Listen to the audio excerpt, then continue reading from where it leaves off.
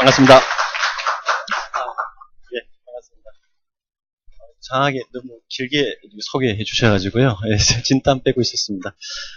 오늘 제가 한 2시간 전에 도착하는 바람에 여유 있다 생각해서 저기 뚝방길에서 여기까지 이제 걸어왔습니다. 그래서 땀이 채 식지 않아가지고 뜨거운데요. 좀 양해 좀 부탁드리겠습니다. 차차 중간중간에 제가 이제 뭐 제 소개도 좀 드리고요. 이해를 돕기 위해서 또 많은 말씀을 좀 올리도록 하겠습니다. 오늘 제가 발표하게 된 내용은 미래 교육 패러다임과 프립 러닝입니다. 오늘 사실 뭐 요 미래 교육 패러다임은 어떻게 변해야 된다, 프립 러닝은 뭐 어떤 방식의 수업 방식이다, 이미 다 익히 잘 아실 것입니다. 그래서 물론 관련된 내용과 사례도 이렇게 소개해 드리겠지만 오늘 이 자리에서는 어떤 나름대로 목표가 있습니다. 교수님들께 나름 어떤 흐름의 변화를 이렇게 좀 보실 수 있는 눈, 안목, 인사이트, 좀 통찰을 드리고 싶습니다. 그래서 제가 슬라이드 한 50여 페이지를 준비했거든요. 그래서 교수님들께서 보시고 공감해 주셔야만 이 슬라이드를 하나씩 넘길 예정입니다. 아마 모두 슬라이드가 다 넘어간 이후에 아마 세미나는 종료될 예정입니다. 공감해 주시고 열심히 좀 잘 따라와 주시기 바랍니다. 부탁드리겠습니다. 네. 예, 감사합니다. 웜업 차원에서 뭐 앞에 뭐가 유물도 다 있는데요. 뭐 빛난이 많습니다. 뭐 바로 뭐 미래교육 패러다임 얘기, 그다음 플립러닝 얘기에 앞서 재미나는 웜업 차원에서 얘기 좀 하고 고민 좀 해보고 들어가도록 하겠습니다. 우리가 패러다임이라는 용어를 많이 씁니다. 잘은 모르겠지만은 어떤 교육의 어떤 패러다임, 어떤 우리가 촉이 있다면 그 변화의 어떤 기류는 지금 느끼고 있습니다. 뭔가 이리 뭐 변화가 되고 있고 지금 뭔가 이제 뭐 쟁점화되고 있는데 도대체 거기서 언급되고 있는 패러다임이 무엇인지 한번 그 특성을 한번 좀 살펴보고 들어가도록 하겠습니다. 제가 전혀 연관성 없는 아이템들 몇 가지를 이렇게 나열했습니다. 교수님들 좀 잘 봐주시고요. 공통점을 빨리 좀 찾아주시기 바랍니다. 너무 빨리 찾아주셨네요. 예, 보통 초등학교에 가면은 초등학교 선생님들은 뭐 깜짝 놀랐어요. 동그라미 나오는데 동그라미가 연상됩니까? 예, 어디 또 가기원에 가서 또 이렇게 발표를 하니까 뭐 탄소 이렇게 말씀도 하시는데 익히 우린 잘 알고 있습니다. 뭐 연탄은 요즘 도시가스로, 도트 프린트기는 뭐 잉크젯 레이저 프린트기로, 불과 몇 년 전에 뭐 셀폰 같은 경우에는 그냥 쌍그리 스마트폰으로 이렇게 전환되어 버렸죠. 이 아이템들은 이미 함을 간 것들입니다. 자, 이렇게 이제 패러다임이 전환이 되는데 이 패러다임의 특성이 첫째, 파악하기가 힘들고요. 지금은 과거니까 이렇게 알 수가 있지만 이 시대에 살 때 정말 이렇게 바뀔 거라는 것은 정말 예측하기 힘들었습니다. 예측할 수도 없고요. 설령 나는 복고풍 다시 갈래. 뭐 혼자는 가실 수 있지만은 주위 분들이 안 가실 겁니다. 그죠? 돌이킬 수도 없습니다. 이런 특성을 가지고 있습니다. 이 패러다임 특성을 한번 살펴보고 또 하나 더 제가 좀 말씀을 올리고자 합니다. 당시 여기에 종사하고 있는 전문가들은 어떤 변화에 분명히 기류를 읽었습니다만은 또 어떤 변화에 대처하기 위해서 노력을 했고 극복하기 위해서 노력을 했을 겁니다. 하지만 왕왕 종종 90% 이상은 다 실패하게 됩니다. 왜 실패했을까요? 사례를 하나 말씀드리겠습니다. 저도 IT 전공자니까 1990년대에 제 아는 선배님이 도트 프린트기를 열심히 개발하고 있었어요. 그분 말씀은 국내 최고는 물론 세계 최고의 스피드, 세계 최고의 저소음, 세계 최고의 정밀도, 24핀, 이러면서 자랑을 하던 때가 있었습니다. 도트 프린트기 기억나시죠? 굉음을 내면서 찍어내는 프린트기. 그때 다른 한 선배님이 오셔가지고, 미국에서 오셔가지고 이런 말씀하시더라고요. 무슨 짓 하냐? 지금 미국에서는 이미 잉크를 뿌려준대. 분사 방식의 시제품이 나왔다. 그러니까 대뜸 여기 전문가 선배님이 그러시더라고요. 그거 얼마짜리야? 하여간 가격은 상상을 초월했습니다. 엄청 비쌌어요. A4지 하나 찍는데 속도는 그 당시 A4지 하나 가지고 이제 막 따졌던 모양입니다. 엄청 느렸어요. 아이고 우리 경쟁 상대 안 돼. 물론 뭐 아이디어는 기발할지 모르겠지만은 안 되겠어. 최고의 전문가조차도 그 잉크젯 어떤 그런 모델을 무시해버렸어요. 불과 몇 년 뒤에 이 녀석은 흔적도 없이 사라졌습니다. 이제 구경하기도 힘들죠. 더 가까이 와가지고 셀폰 얘기하고 싶은데요. 저희 학교가 2010년도 처음 이제 셀폰만이 아닙니다. 그 스마트폰, 아이폰이 국내에 이제 수입이 됐을 때 한 2년간 학생들, 교직원들한테 이제 무상 보급을 했습니다. 이제 스마트폰으로 이제 활용해서 이제 교육적 목적으로 쓰기 위해서 이제 그렇게 어떤 사업을 추진했었는데요. 당시 전공자인 선배들한테도 이렇게 그 스마트폰의 어떤 그런 기능이라든지 앞으로 방향성에 대해서 설명드려도 다 무시하시더라고요. 휴대폰이 뭐 전화기 기능만 되면 되지 무슨 필요 없다. 불과 몇 년 만에 요 셀폰은 그냥 흔적도 없이 사라졌습니다. 혹시 교수님 중에 옛날 셀폰 가지고 계신 분 계십니까? 가끔씩은 만날 수 있더라고요. 어우 대단하십니다. 예. 불편함 없으시고요. 예, 알겠습니다. 예, 예. 예, 뭐 간혹 예 어디 가니까 연탄 떼우는 데도 있습니다. 간혹. 예. 당시 제가 이 연탄하니까 생각나는데 국민학교 지금 초등학교 다니는 시절이었어요. 저희 모친이 제 이름을 부르시면서 연탄 이제 보일러로 바뀌던 그런 시절이었는데 연탄을 바꾸라 심부름 하시더라고요. 심부름을 주셔서 저는 굉장히 자긍심 가지고 나도 이제 다 컸구나 그러면서 이제 연탄 구멍을 맞추던 생각이 나는데요. 그때 초등학교 담임 선생님이 이런 말씀하셨어요. 미국이라는 나라에는 뭐 도시가스 설명인 같은 배관에 가스가 들어와서 집 방 안에서 집에서 이렇게 밥도 해 먹고 그런다더라. 상상이 안 됐어요. 하지만 이 패러다임 참 무섭습니다. 그냥 어느 순간에 다 이렇게 넘어가 버리고요. 얘기가 잠시 샜는데요. 자, 이게 전문가들이 포진하고 있으면서 어떤 변화의 기류를 읽고 노력을 합니다. 뭔가 바뀔 테니까 우리도 자구책을 마련하고 노력하는데 여기 한번 보시면 낯익은 자구책들이 보이실 겁니다. 10% 경쟁력, 가격 경쟁력, 일치 단결, 투명 경영, 계열사 정리, 심지어는 공적 자금 지원. 자, 한번 대입 한번 해보겠습니다. 보통 일반적으로 이런 노력을 해왔는데 종종 실패했다. 왜? 대입 한번 해보면 알겠죠. 도트 프린트기. 자, 도트 프린트기 회사가 일치 단결하고 성능 향상을 시켜서 그리고 공적 자금도 지원함으로써 잉크젯 레이저를 이겨보자. 천무당 만무당. 안 되는 얘기죠. 그죠? 셀폰 마찬가지. 공적 자금 지원해주고요. 가격 경쟁 높여가지고 스마트폰을 과연 이길 수 있겠는가? 다 마찬가지입니다. 이런 노력들을 해요. 낯익은 어떤 뭔가 변화가 어렵다 하면은 잠시 반짝 효과는 얻을 수 있겠지만은 효과는 없다는 겁니다. 그럼 왜 이러한 노력들밖에 하지 못했는가? 불편한 진실이 있었다는 얘기죠. 공감해 주셔야 되는데요. 누구나 현 체제를 유지하고 싶어 합니다. 마찬가지입니다. 제가 도트 프린트기 10년간 연구해가지고 세계 최고의 어떤 수준을 올려놨는데 버리려 해보세요. 제가 버릴 수 있을까? 참 어렵겠죠. 그죠? 기득권에 또 집착을 합니다. 그리고 심지어는 변화에 대해서 필사적으로 저항을 합니다. 그죠? 경쟁 상대로서 필사적으로 저항을 합니다. 이런 마인드가 있기 때문에 이런 노력을 할 수밖에 없었습니다. 기존에 내 건 그대로 두고, 그죠? 공감하십니까? 예, 공감해 주셔서 넘어가도록 하겠습니다. 예. 다음은 제가 2008년도 말 유니스티에 오기 전까지는 부산의 뭐 다른 대학교에 이제 교원 생활을 하면서 또 벤처업도 했었습니다. 제가 많이 투자했던 곳은 컴퓨터 기반의 의료 시스템을 한참 개발했었습니다. 예, 뭐 한방병원 시스템에서 제가 개발한 시스템이 아직도 돌아가고 있고요. 참 어쨌든 그쪽으로 많이 관심을 가지고 했었는데 어쨌든 유니스티에 오면서 교육 쪽으로 이렇게 좀 일을 맡게 됐습니다. 그때 2008년도였는데요. 그러면서 제가 이 순위를 계속 지금 기록하고 있습니다. 스위스 IMD 국제경영개발원에서 늘 해마다 5월달에 이렇게 발표를 하죠.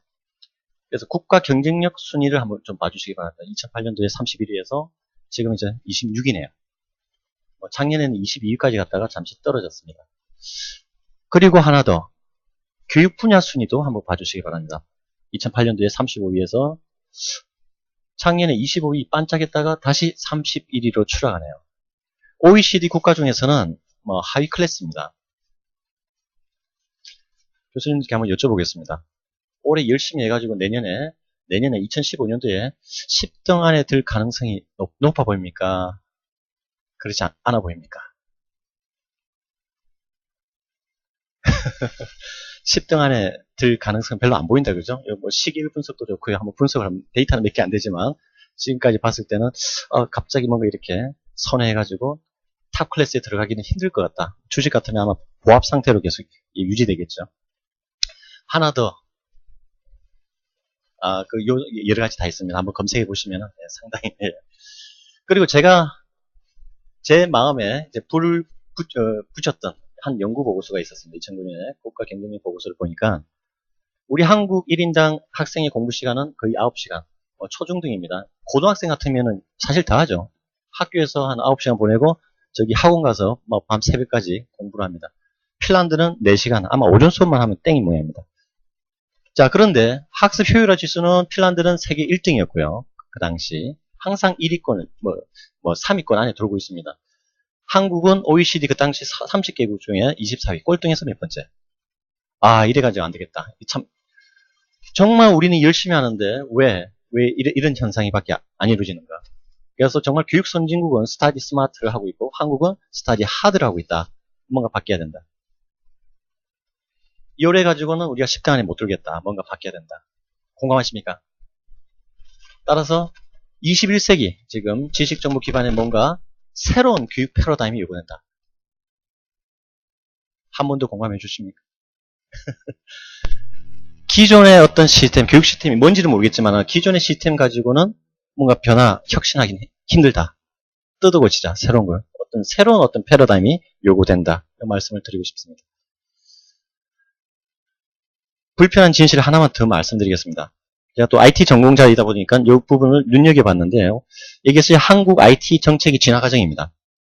기억나실지 모르겠습니다. 1996년도에 새로 취임하신 대통령께서는 빈부격차 해소 차원에서 정보의 어떤 그 격차도 줄이자 해서 PC를 한참 보고발표했습니다.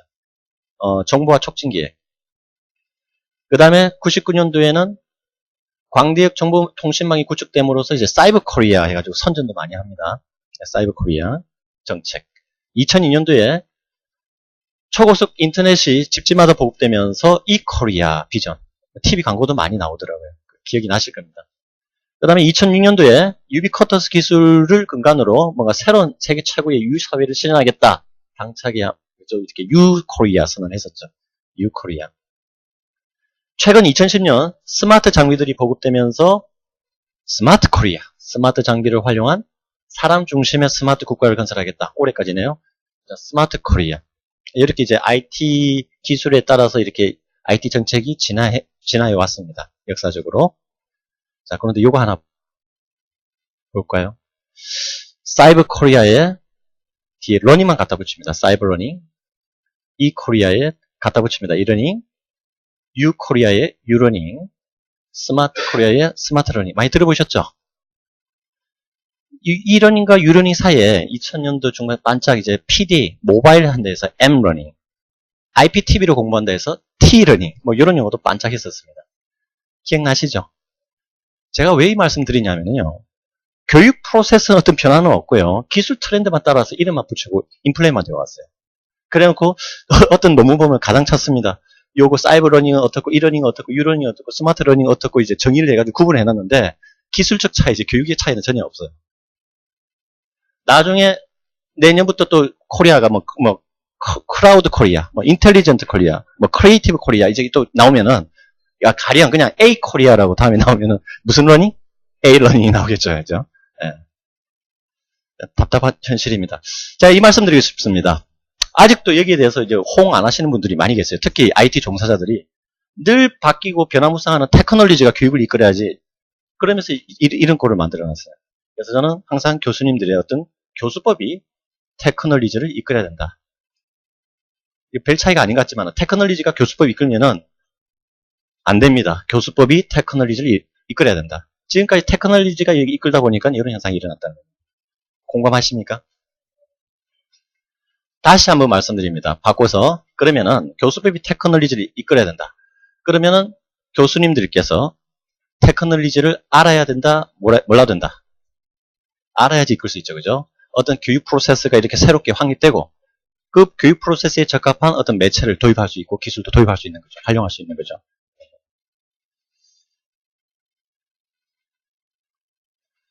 마지막 한 커트만 보고 넘어가도록 하겠습니다. 이거는 이제 반도체 뭐 S커브 이론입니다. 반도체 기술이 이렇게 급 발전합니다. 혁신적으로, 파괴적으로 발전하는데 가령 옛날 1메가 시들 USB 메모리 생각날 겁니다. 뭐 4메가, 16메가 이러다가 어느 순간에 이제 막 몇백 메가, 그럼 기가, 나중에 이제 테라도 나오겠죠. 이렇게 급 발전을 합니다.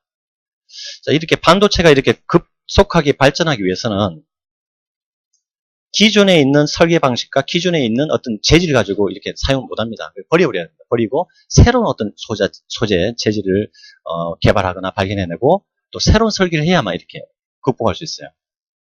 근데 반도체 이론뿐만 아니고 모든 기술이 다 적용돼요. 볼까요? 가장 쉽게 이제 컴퓨터 얘기인데요. 1946년도에 세계 최초의 컴퓨터가 나왔다고 합니다. 세계 최초의 컴퓨터 기억나세요?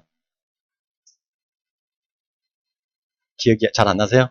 예, 미국에 있는 ENIAC이 세계 최초의 컴퓨터라고 하는데 저는 이제 동의는 하지 않지만 뭐 그렇게 교과서적으로는 그렇게 세계 최초의 컴퓨터라고 합니다. 이 여담이지만은 제가 알고 있기로는 독일이 제일 먼저 2차 세계대전 당시 개발했고 암호회동력을 영국이 개발했고 그 다음에 진공관 시대 여기 이제 미국이 이제 건너가서 미국에서 개발된 걸로 알고 있습니다. 그러니까 이제 조건 하나 달았더라고요. 자, 포를 빵 쐈을 때 포탄이 떨어지기 전에 그 거리를 계산해낼 수 있는 컴퓨터를 하자. 그럼 이제 여기 이제 맞더라고요. 조건이. 자, 이 시절에 컴퓨터 이제가 이제 굉장히 좀 초창기에는 정말 3층 집채만한 컴퓨터가 생겨가지고 이제 발전합니다. 그리고 대기업에서는 이 컴퓨터를 통해서 월급도 계산하고 이렇게 활용을 하고 있던 시절 80년대에 잘 아실 겁니다. 스티브 잡스가 나무 상자입니다. 말 그대로 나무 상자에 그냥 깡통 컴퓨터를 하나 만듭니다. 자기 친구랑 그 동업자랑. 자기는 어쨌든 그 휴렛 패커드, 그 당시 세계 최고의 회사 HP 휴렛 패커드 회사 소속이어가지고 자기는 모르겠어요. 한 보너스 좀 받으려고 이제 새로 개발했습니다 하고 들고 갔겠죠. 상관한테. 그 상관이 세계적인 전문가고요. 컴퓨터에 있어서 굉장히 어떤 중요 의사결정권자였어요.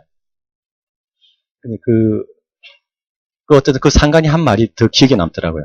스티브 잡스하고 친구가 이제 들고 갔을 때 그 상관이 뭐라고 했냐면요. 한참을 고민하더니 과연 일반인들이 컴퓨터가 필요할까? 이러고 이제 무시하더래요. 그냥 가져가라더래요. 세계 최고의, 그 당시 최고의 컴퓨터 엔지니어 전문가가 그런 말을 하고 이제 버려버렸죠. 이제 기회가 된 거죠. 스티브 잡스하고 그 친구는 그냥 애플사 창업을 하는 거죠. 창업을 했고, 그 당시 그 전문가는 그 컴퓨터, 만들어 온 박스 컴퓨터를 봤을 때는 이 컴퓨터도 아니다. 장난감이다. 그렇게 생각했었어요.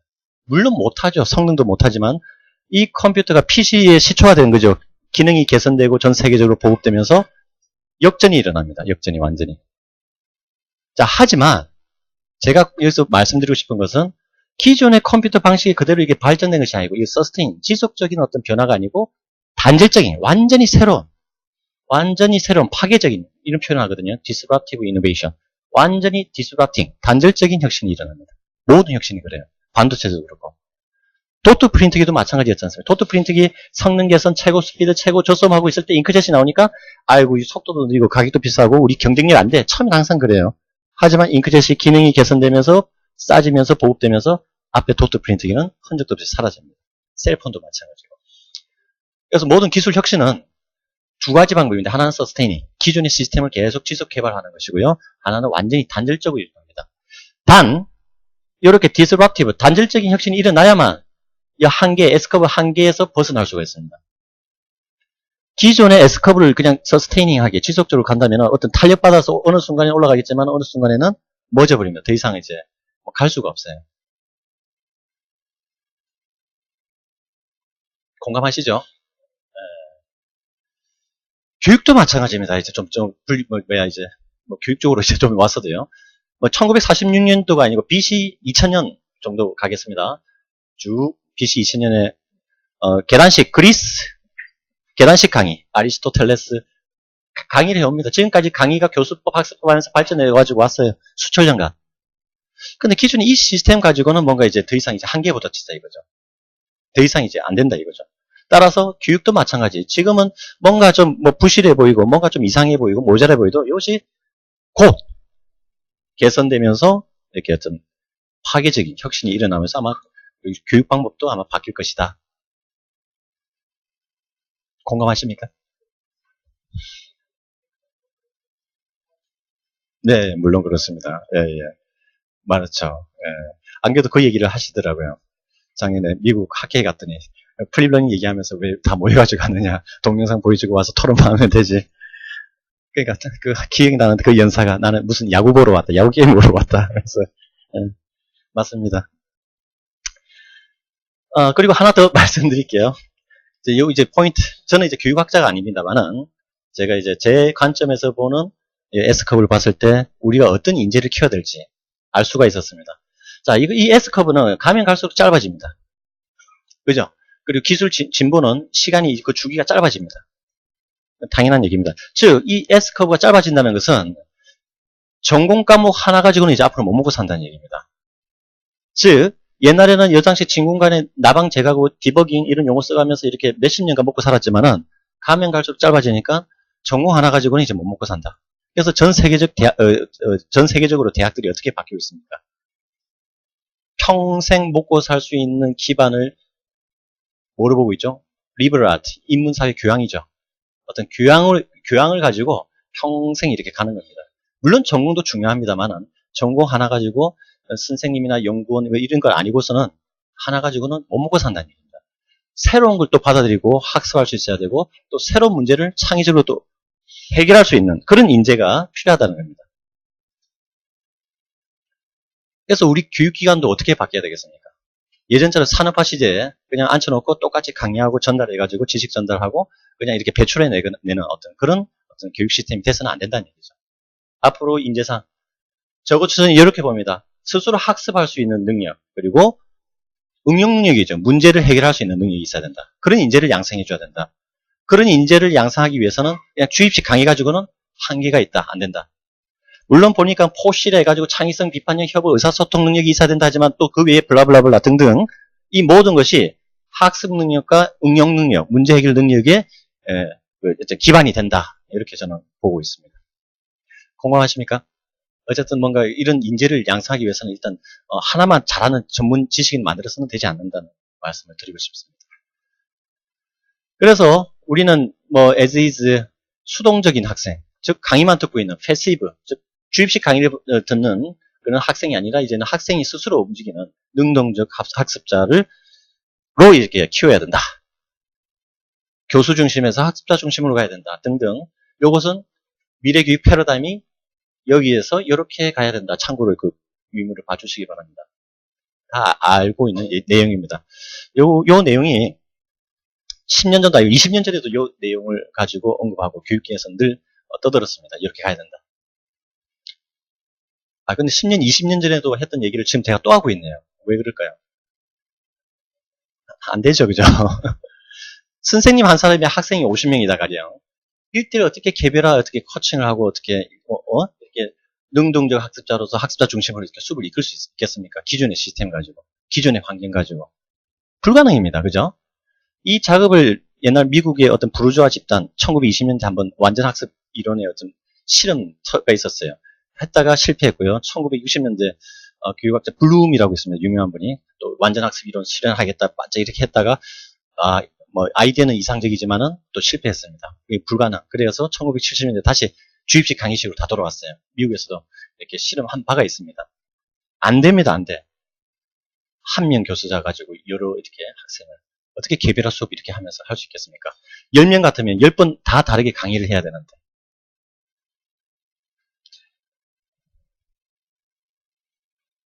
자, 하지만 오늘 제가 복음을 하나 들고 왔습니다. 최근에 IT 기술의 발전과 교육 프로세스의 어떤 변화를 통해서 이것을 해결할 수 있게 되었습니다. 그런 성공 사례들이 최근 속속 나오고 있습니다. 그 사례들을 오늘 소개해 올리고자 합니다. 그것이 뭐냐? 바로 플립러닝입니다.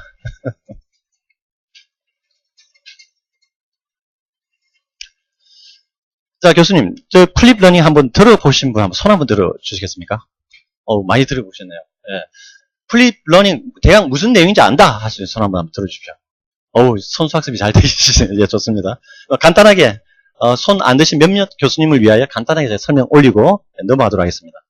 플립러닝 대단한 거 아닙니다. 갑자기 뭔가 새로운 것도 아니고요.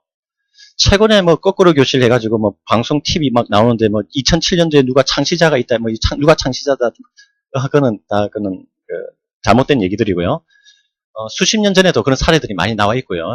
연구 보고서나 연구 논문에. 그리고 또 교수님들 중에서도 이런 용어는 몰랐지만은 한번 내 수업에 적용해봤었다, 이런 경험담이 있으신 교수님들 상당히 많이 계십니다. 그럼 플립러닝이 무엇이냐? 텍사스 유니버시티 CT에 대해서 잘 그려줘가지고 하나 차용을 했는데요. 이 올드 되어 있는 것이 일반 전통적인 수업 모델이고, 이 뉴가 플립러닝 모델입니다.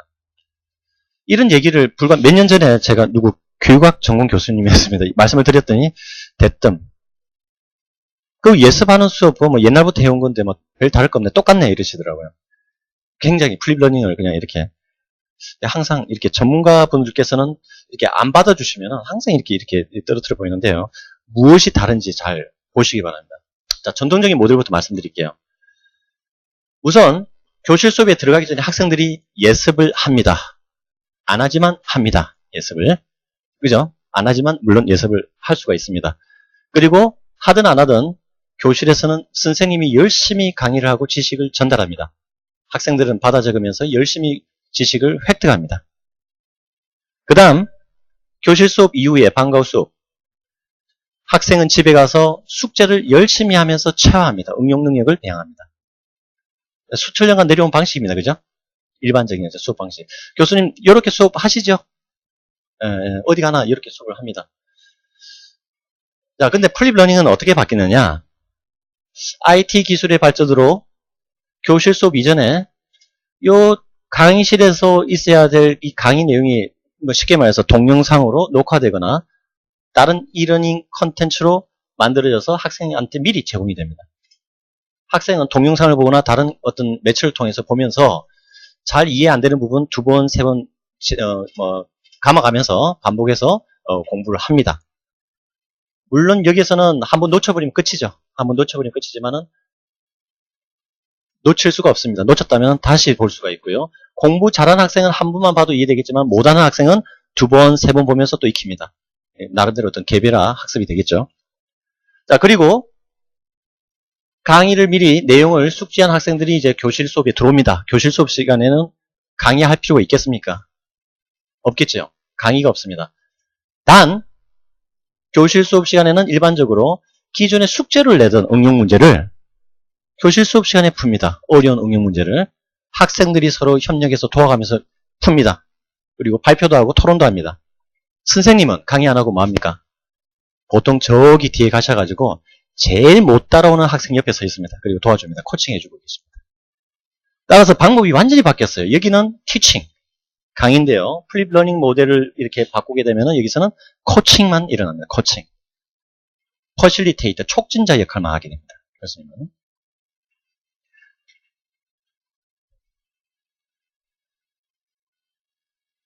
그럼 꼭 IT 컴퓨터 동영상만 있어야 플립러닝 할 수 있습니까? 그렇지도 않습니다. 20년 전 1990년대 제 사례를 하나 말씀드릴게요. 미국 하버드에 물리학을 가르치는 닥터 마주르라는 교수님이 계십니다. 그분이 물리학보다는 오히려 이 교육혁신 쪽에 더 유명하신 분인데, 그분이 이제 외국계 미군인으로서 이제 하버드 부임해 오셔가지고 강의 준비를 그렇게 열심히 하셨대요. 강의 노트를 아주 철저하게 이렇게 만드시면서 수업 준비를 하고 수업을 하셨는데, 물론 판사하면서 이렇게 설명을 하셨겠죠. 어느 날 학생이 찾아왔더랍니다. 교수님, 필기 안 하고 그냥 이렇게 좀 이렇게 집중할 수 있도록 수업에 수업 마치고 유물 좀 나눠주십시오. 내구 같은 학생이. 그래서 뭐 안 될 거 없어서 그냥 줬대요. 그냥 좀 이따 또 학생이 또 찾아왔더랍니다. 이제 뭐 어떻게 요구를 했을까요?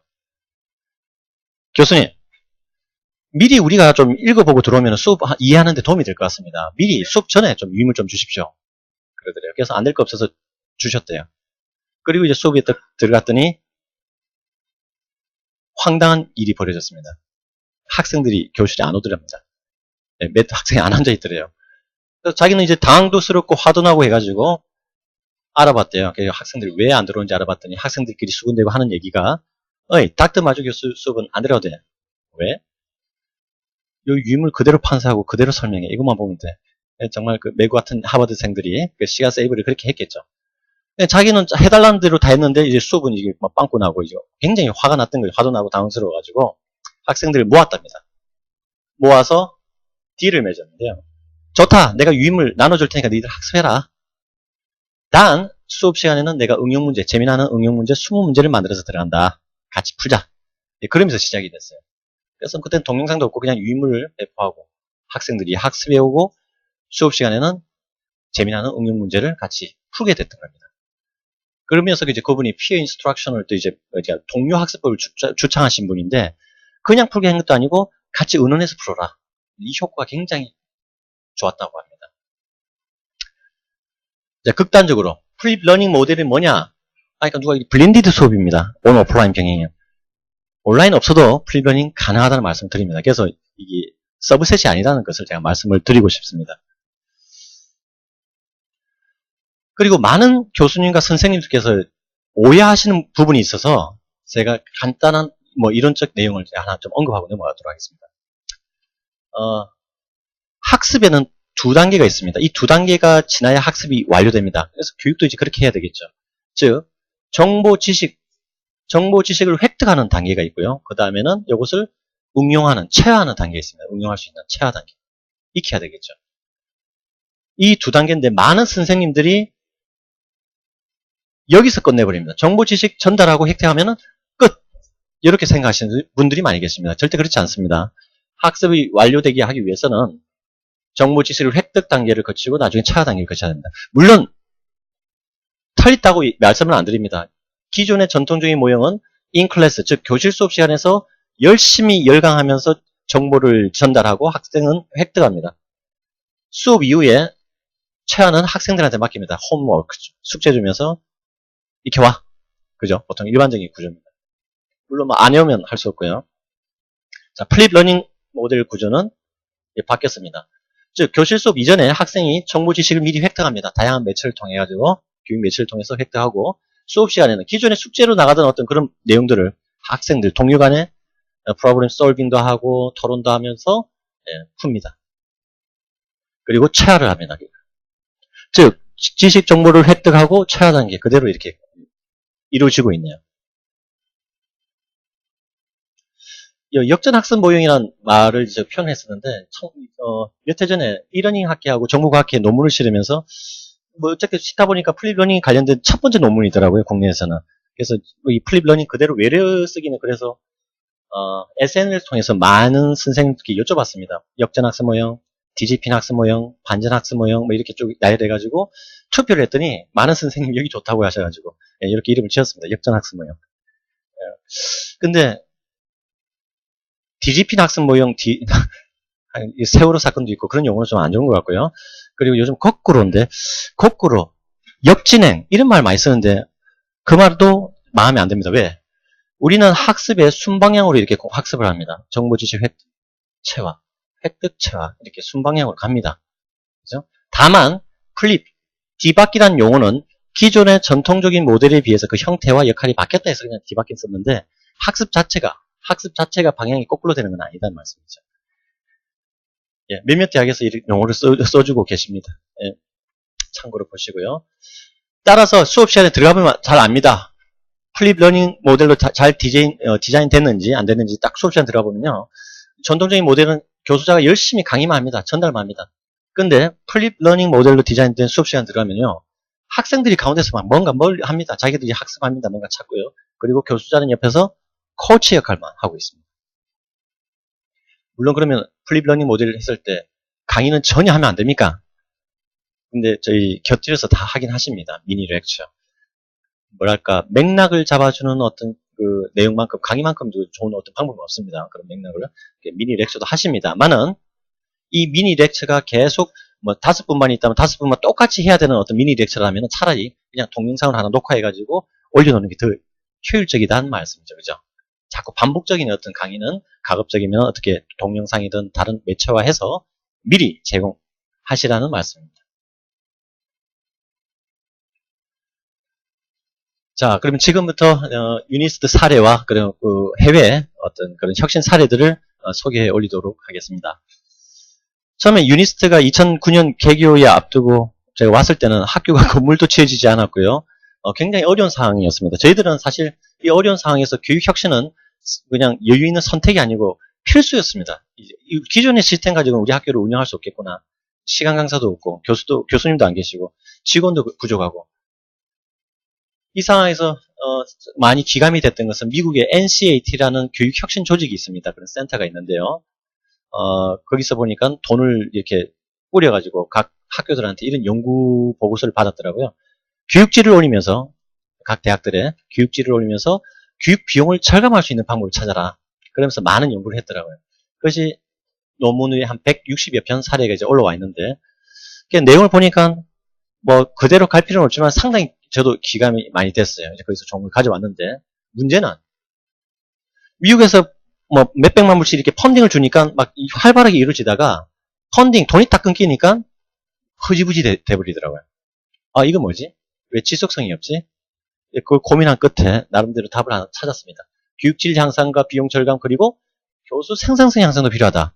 즉 최소한의 교수님들의 티칭 로드는 경감시켜드려야 된다. 이것 때문에 교수님이 희생하십시오. 주말에 나오십시오. 이렇게 할 수는 없다는 거죠. 그래서 저희들은 하나 더 달았습니다. 이 세 가지를 동시 만족해야만 우리의 교육혁신이 성공한 거다. 이름하여 우리 교육혁신 이름을 사업명을 eEducation이라고 이름을 지었습니다. 그러면 이 불가능한 같은 이 열악한 환경에서 이 세 개를 동시에 만족한다. 이 불가능한 것 같은 이것을 어떻게 만족시킬래? 그 어떤 수많은 사례들을 보다 보니까 공통점이 있더라고요. 아, 이래 가야 되겠구나. 그걸 읽었습니다. 요겁니다. 바로 두 줄. 뭐 미래 창의 교육을 위해 수식어고는 빼버리고요. 그냥 교육에 DIY 방법을 적용하고 지식 전달이 아니라 응용 중심의 수업을 하자. 즉 DIY. 경영이 뭐 do it yourself에서 요즘 많이 쓰이죠. 뭐 식당 가면은 물은 셀프입니다. 예. 수업 형태를 가만히 보면요. 학생이 그냥 페이지 그냥 읽으면 되는 내용. 동영상 보면 쉽게 이해할 수 있는 기초적인 내용을 교수님들께서 열심히 판사하면서 열강을 하시더라고요. 상당히 많은 부분을. 아니 학생이 그냥 이렇게 봐도 되는 부분을 왜 교수님께서 그렇게 하시냐 이거죠. 그래서 한번 보자 이거죠. 학생이 할 수 있는 부분은 학생한테 맡기자 이거죠. DIY로. 이것도 부합되죠. 주입식으로 받은 학생보다는 자기가 스스로 또 학습한 학생이 또 나아요. 학습 능력도 배양되고요. 응용 능력이 뛰어나요. 학생한테도 도움이 되고. 그래서 100%는 안 되겠지만 이것이 10%, 20%든 30%든 학생이 할 수 있는 부분을 줍니다. 미리. 주고 그 다음에 수업 시간에 와서 가령 30%를 학생이 해왔다면 30%만큼 시간은 세이브가 된 겁니다. 그 강의 시간 동안 세이브된 30% 동안은 오히려 학생들하고 더 심화적인 내용 가지고 상호작용을 할 수 있습니다. 더 나아지겠죠. 자, 그래서 차츰 지식 전달 시간이 줄어들고요. 오히려 이렇게 응용 중심의 수업 포션이 이렇게 늘어납니다. 이렇게. 결론부터 말씀드리자면은 저희 유니스트에서는 2009년부터 시작을 했는데 뭐 몇 과목은 바로 플립 러닝 모델을 시작했지만은 갑자기 플립 러닝 모델을 한 게 아니고 처음에 요 작업했습니다. 10%든 20%든 LMS에 미리 학생이 해올 수 있는 부분을 탑재하고 어느 정도 선수 학습을 해오는 학생들 대상으로 또 수업을 했던 거죠. 응용 수업을 비중을 늘려나갔던 거죠. 그것이 1년, 2년, 지금 6년째 가다 보니까 10%, 20%, 30%, 50% 하면서 자연스럽게 플립화되어 왔습니다. 그래서 하나 좀 말씀드리자면은 급하다. 우리도 실적 남겨야 되는데 성과를 남겨야 되는데 해서 바로 100% 플립하지 마시고요. 점진적으로 이렇게 접근하는 것이 바람직하다고 말씀드리고 싶어요. 그리고 하다 보면은 정말 터무니없는 데서 오류가 발생합니다. 아무리 고민해가지고 설계를 잘해도 아무것도 아닌 것에서 문제가 발생하고 개선의 여지가 발생합니다. 따라서 그냥 뭐 이런 얘기를 잘 많이 합니다. 다 하려지 말고 한두 챕터만 한번 해보세요. 이렇게 하다 보면 그 장점도 발견하시고 또 문제점도 발견하실 겁니다. 그 다음에 뭐 세 번째, 네 번째 챕터는 또 그걸 고려해가지고 또 이렇게 추가로 이렇게 해나간다면은 점진적으로 간다면은 큰 실수 없이 성공하실 수 있을 겁니다. 저희들은 그냥 30 몇 과목 이렇게 확 시도했다가 다 케어를 못 해가지고 몇 과목은 좀 정말 처참하게 실패한 사례도 있습니다. 물론 성공한 사례도 있지만요. 그래서 다시 정리하자면은 저희 이 에듀케이션 추진 목표로는 이 세 가지를 동시에 만족해줘야 된다. 학생, 교수, 학교 입장에서. 그리고 주 전략은 목표이자 전략입니다. 모든 수업을 IT enabled active learning으로 바꾸자. 용어가 좀 낯선 용어가 나왔는데요. 요거 하나만 좀 기억해 주시기 바랍니다. 그리고 좀 심오한 의미들이 있습니다. 저희들이 쓰고 있는 이 IT enabled active learning. MIT가 하니까 technology enabled active learning 이렇게 쓰더라고요. 여기 좀 비슷한 내용인데 어쨌든 IT를 정보기술을 교육에 전략적으로 활용하고 패시브 주입식 교육이 아니고 액티브 러닝을 하자. 학생 참여를 학생이 주도적으로 참여하는 그런 수업으로 만들자. 근데 요걸 제가 꼭 하나 좀 말씀드리고 싶어요. 누구나 어느 대학이든지 IT를 도입할 수 있습니다. 많이 합니다. 자, 보통 교육계에서 IT를 도입한다는 것은 그냥 예산만 올라가는 거죠. 예산이 책정돼가지고 가져와서 물론 수업의 어떤 효과라든지 동기부여라든지 하면서 이제 도움은 될 겁니다만은 특히 유독 우리나라 교육계에서는 여기 좀 민감합니다. 돈 문제, 돈을 좀 세이브해야 된다. 즉 생산성, 효율성을 올려야 된다. 다시 말씀드려가지고 삼성, LG나 대기업 같은 경우에는 수백억 들여가지고 ERP, IT를 도입합니다. 돈이 남아서도 아니고 직원들의 편의를 위해서도 아니고 사회에 환원하기 위해서도 아니고 왜 그랬을까요? 수백억 들여가지고 IT를 도입함으로써 비용을 절감시키고 생산성을 향상시키겠다는 얘기입니다. 근데 유독 학교에서는 그런 노력들이 잘 안 보여요. 우리나라 특히. 미국 같은 경우에는 발등이 불이 떨어져가지고 지금 난리인데 그래서 이제 그런 차원을 고려했던 겁니다. 자, 대표적으로 제가 하나만 말씀드리겠습니다. 뭐 기업체는 ERP가 있듯이 우리 학교에는 뭐가 있냐면은 LMS 다 들어보셨죠? 학습 관리 시스템. 앞으로는 대학 교육 경쟁력이 LMS의 경쟁력이 될 것 같아요. LMS를 해서 다 같은 LMS가 아닙니다. 어떤 LMS 보면 그냥 관리자 모드 있는 홈페이지 수준의 LMS가 있고요. 정말 세계적인 LMS는 그냥 학습 교수자가 자기 원하는 대로 커리큘럼이 반영돼서 다양한 어떤 형태의 코스를 만들 수 있습니다. 커스터마이징이 가능하고요. 또 교수 학습에 필요한 상당히 많은 기능들이 들어가 있습니다. 심지어 학생들을 정밀하게 모니터링하면서 심지어 잔소리까지 하는 기능도 있고요. 체킹하면서 어쨌든 그런 어떤 굉장히 진보적인 LMS도 있습니다. 그래서 그 LMS를 도입하는 것이 중요한 문제다. 그리고 LMS 기반 위에 뭐 다른 또 이제 매체들이 올 것입니다. 블랙보드라는 LMS를 쓰고 있습니다. 네. 한 사람이 이제 관리를 하고 있습니다. 예. 네. 교수님이 직접 하십니다. 그리고 조교가 있습니다. 조교들이 또 이제 하는 경우가 있고요. 네. 그래서 신임 교원 오시면 유니스트 같은 경우에는 100% 의무적으로 LMS 교육을 받으십니다. 연수를. 네. 예, 기본적인 것은 워낙 그 홈페이지 뭐 이렇게 인터넷 좀 쇼핑몰 좀 해보신 분은 컴퓨터 몰라도 다 하실 수 있도록 아주 직관적으로 쉽게 이렇게 구성되어 있습니다.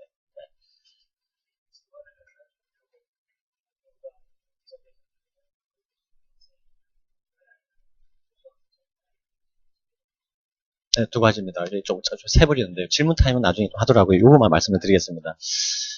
저희들이 이제 새로운 제도를 만들었어요. AI라는 어시스턴트 인스트럭터를 만들었어요. 왜냐하면 저희들이 하나 말씀드리면은 처음부터 100% 영어 수업을 해야 되고요. 교수님 숫자도 부족하고요. 시간 강사가 엄청 필요한 상황인데 시간 강사 구할 수 있는 행편도 안 돼요. 그냥 박사학위 있고, 뭐 외국 좀 갔다 오고, 영어 능숙하게 수업이 된다면은, 우리 시간 강사로 안 오겠죠. 그래서 아예 우리는 이제 자존심 상하니까 시간 강사 안 쓴다, 이렇게 선언했습니다. 그러면서 교수님과 대학원생 TA 조기에 어떤 엄청난 그 교육 갭이 발생했어요. 이것을 누가 메꿔주냐? 전담, 교육 담당할 수 있는 전담 인력이 필요하다 해가지고 AI라는 제도를 만들었습니다. 그래서 일주일에 40시간 풀타임 근무를 하면서 교육을 지원해 줍니다. 그래서 기초과학 과목과 인문사회 교양 과목에 한 명씩 혹은 뭐 수학이나 물리 같은 경우는 한 3명씩 뽑아놓고 그 조교로 하여금 AI죠. 이렇게 지원을 하고 있습니다.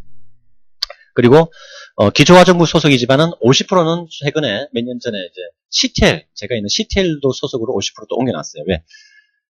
AI를 뽑아가지고 우리 용도로 이 에듀케이션을 위해서 이제 이렇게 AI를 배정시켜놨던데 이 교수님들 욕심이 또 AI 배정받으면은 욕심이 또 생기죠. 그러니까 뭐 개인 연구도 이렇게 참여도 하고 또 뭐 교수님 다른 일을 많이 하다 보니까 우리 취지대로 안 움직이더라고요. 그래서 CTL 50% 발령을 내고 CTL에서 추진하는 이 에듀케이션 법대로 또 이렇게 컨트롤을 하고 있습니다. 평가도 하고 있고. 예. 그것도 하나의 그 어떤 사례가 될 겁니다. 예. 교수님들 욕심 많으시잖아요. 어쨌든. 어디까지 했죠? 리터니한테는. 그래서 많은 대학들이 심지어 한 100여 분이 오셨습니다. 장애만 하더라도. 뭐 하여간 대학들이 그냥 줄을 이었어요. 일이 안 될 정도로. 오셔가지고 벤치마킹 잘하고 갑니다만은 인프라까지 다 구축해 놔놓고 포기한 사례가 많았습니다. 이 부분을 간과했기 때문에 교과목 재설계 작업. 그냥 인프라만 구축해놓고 교수님 쓰십시오 하면 절대 안 씁니다. 제 같아도 안 씁니다. 새로운 거 싫어하잖아요. 또 공부해야 되고 준비해야 되고. 기존의 강의 계획서 가지고는 이런 어떤 변화된 수업을 이끌 수가 없습니다. 그래서 기존의 강의 계획서를 다 버려버립니다. 그리고 플립 러닝 모델 같으면 프리클래스에서 어떻게, 인클래스에는 어떻게. 자, 설계서 나오면은 구현까지 해야 됩니다. LMS에 이제 실제로 컨텐츠를 편집하고 사오든지 가공해서 이렇게 구축도 하고요. 그 다음에 수업 시간에 들어갔을 때 토론합시다. 교수님도 토론 수업 익숙치가 않아요. 못 이끕니다. 샌들 교수님 정도 되면은 모를까. 따라서 철저하게 수업 시간에 쓸 수 있는 시간별로 워크시트도 만듭니다. 그 작업 방학 동안. 그래서 이거는 10분, 이거는 20분 내로 풀 문제. 그래서 앞뒤로 A3 사이즈 빽빽하게 해가지고 그걸 나눠주고 그걸 가지고 체계적으로 이렇게 수업도 진행을 합니다. 예, 그런 작업을 우리가 디자인부터 임플리멘테이션까지 교과목 재설계라고 하고 있고요. 방학 때 집중적으로 하고 있습니다. 이 관련된 논문들은 외국에 이제 리디자인, 코스 리디자인이라는 키워드로 하여간 미국에서는 활발하게 이제 많이 연구되고 있습니다. 여 밑에 출력되는데 제가 글재주가 없어가지고 이 에듀케이션이 뭔데 두 석줄로 정의하고 싶었는데요. 한 5줄 돼버리네요. 참고로 봐주시기 바랍니다. 그리고 이 전략적 차원에서 또 중요한 문제입니다. IT enabled active learning을 했다 해서 IT를 지나치게 강조해버리면 어떻게 됩니까? 교육에 IT를 100% 이렇게 넣어버리면은 e-learning 사이버 돼버립니다. 그죠? 방통대 돼버립니다. 그렇게 하라는 얘기는 아니죠. 또 액티브 러닝 지나치게 강조할 수 없습니다. 즉 액티브 러닝뿐만 아니고 티칭 메소드를 지나치게 강조할 수는 없습니다. 모든 교수님이 저벽 교수님처럼 이렇게 강의를 잘 하실 수는 없잖아요. 샌들 교수님처럼 잘 하실 수는 없잖아요. 물론 교육을 받으면 조금 개선은 되겠지만은 그렇게 대체는 안 됩니다. 그렇게 할 수는 없습니다. 아트 영역입니다. 그건 아트 영역. 그래서 교육공학에서도 하지만은 어쨌거나 이것을 사이언스 영역으로 가져와서 누구든지 훈련을 받으면은 그렇게는 똑같이 할 수 있도록 이렇게 만들어 가지 않습니까? 그래서 그런 의미에서 IT enabled active learning 같이 병행을 해야 된다. 어떤 정책 방향입니다. 그러면 IT는 LMS 등 모든 어떤 매체들이 어떤 중심으로 구축되느냐?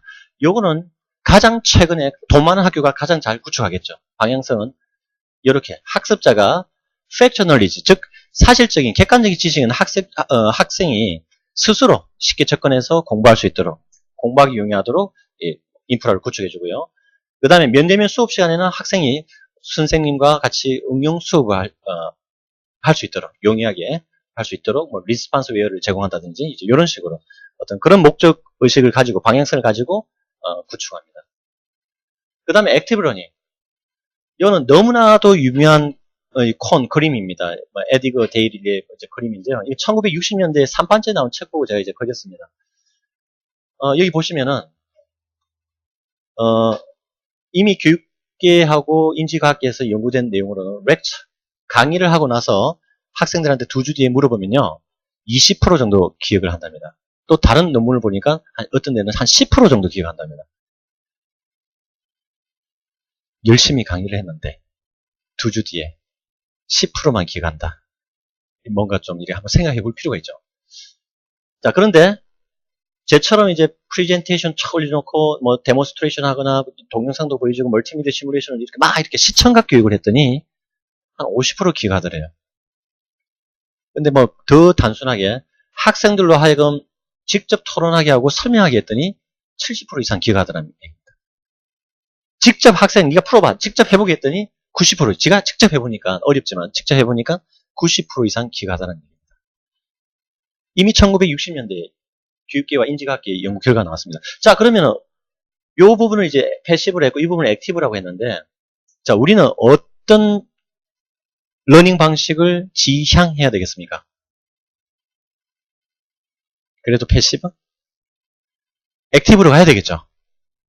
물론 패시브 가면 쉽습니다. 수업 준비 안 해도 그냥 뭐 하나 책 하나 들어가가지고 교수님이 이제 눈 감고도 강의하시잖아요.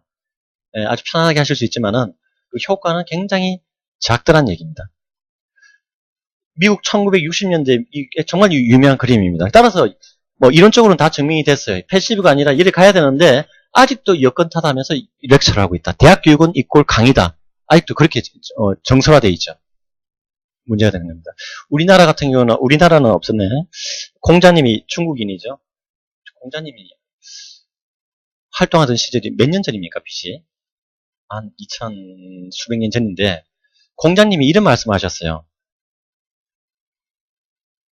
내가 들은 것은 잊어버리고 내가 본 것은 알 것 같고 내가 직접 해본 것은 이해가 되더라라는 이제 글이 있어요. 그러니까 그 공자님 말씀하고도 일맥상통을 합니다. 그래서 직접 어떻게든 해보게, 직접 학생들이 참여해서 직접 해보는 그런 수업으로 이렇게 디자인해야 되겠다. 처음부터 끝까지 다 하기는 무리니까 한두 챕터만이라도 이렇게 점진적으로 접근해 주시면 좋겠습니다. 아까 미국의 교육혁신조직 NCAT 얘기를 뭐 드렸는데요. 160여 건 어떤 그런 내용을 또 이제 분류를 해보다 보니까 대부분 이런 형태였습니다. 교육 비용 대 교육질. 교육 비용이 가장 비싸면서 가장 질도 올릴 수 있는 방법이 이제 서플리멘트 모델. 즉 수업은 수업대로 다 하면서 수업 시간이 부족하니까 나중에 IT, 그냥 이러닝 컨텐츠라든지 다른 컴퓨터를 통해서 더 보충 수업하는 보완적 모델입니다. 이건 많이 하고 있죠. ICT 활용 수업처럼. 그 다음에 또 다른 어떤 분류가 있는데요. 교육질은 그렇게 떨어뜨리지 않으면서 비용은 확실하게 떨어뜨리는 블렌디드 일명 리플레이스먼트 블렌디드 수업이 있었어요. 온 오프라인 병행해서 한 번은 온라인, 한 번은 오프라인. 그래서 비용을 한 반으로 절감시키는 방법이 있었고요. 그 다음에 비용을 더 절감시키면서 떨어뜨리면서 질은 보증할 수 없는 온라인 모델이 있었습니다. 온라인 모델이 좋을 수는 없겠죠, 그죠? 그 다음에 이것을 이제 곁들이 적절하게 이제 어셈블한 부패 모형이 있었고, 심지어는 버지니아 텍 같은 경우에는 앰프리엄 강의 파괴가 아니고요. 강의 파괴 지금 많이 하고 있는데 수업을 아예 파괴한 그런 혁신도 있었습니다. 뒤에 소개를 해드리도록 하겠습니다. 앰프리엄.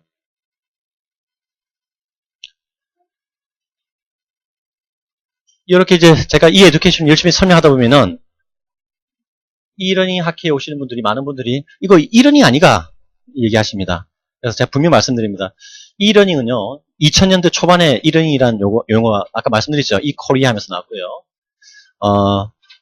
그 전에 1990년대에는 사이버 러닝 혹은 웹 기반 학습, 원격 교육이라는 용어로 쓰였습니다. 태생이 달라요. 이 이러닝은 시간과 공간을 극복하고자 시작된 겁니다. 원격 교육, 사이버 교육, 웹 기반 교육, 이러닝은 시작은 그랬단 말씀입니다.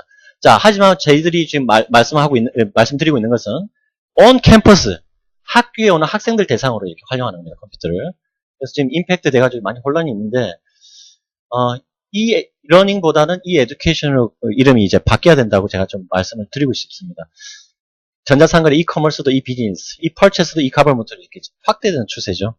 따라서 예, 이 러닝하고는 다른 얘기다 말씀을 드린 거고요.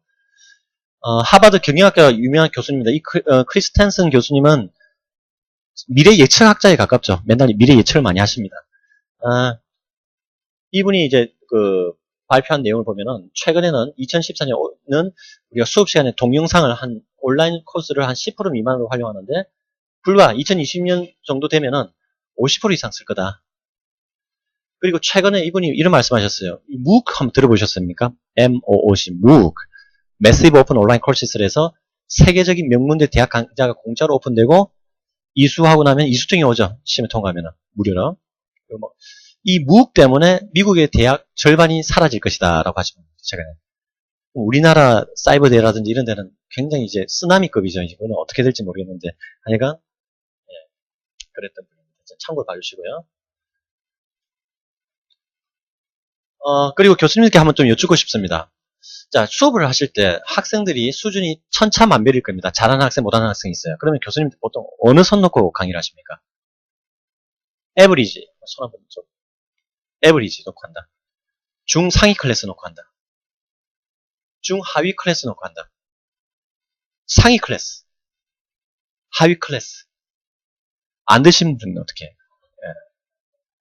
안 한다. 그냥 막 들쭉날쭉. 상황 봐서 그냥 컨디션 따라가지고. 보통 에버리지 놓고 한다 이렇게 많이 말씀들 하십니다. 저희들도 마찬가지. 모든 과목이 마찬가지. 저희들도 1학년들 들어오면 제일 먼저 의무적으로 위해서 수학 과목 캘큘러스를 배워야 되는데 가기고 나온 학생들은 정말 잘 배워가지고 인문계 뛰어나가 잘하고요.